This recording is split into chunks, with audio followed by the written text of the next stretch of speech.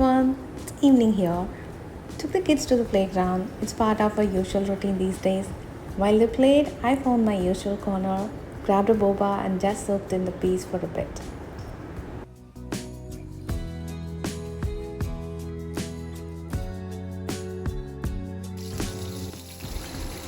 It's time to start dinner.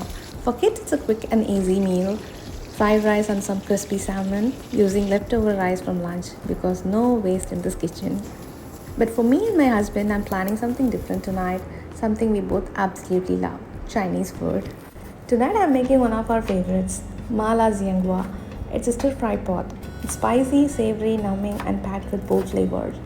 It's a famous dish here in Singapore, and ever since we moved here, we have become big fans of this flavor.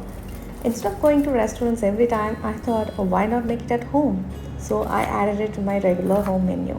And yeah, I did buy this stir fry base from the store because honestly, I'm too lazy to make it from scratch.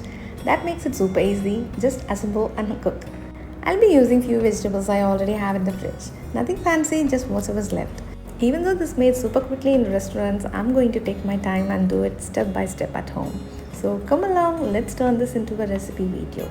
If you would like, you can try it too.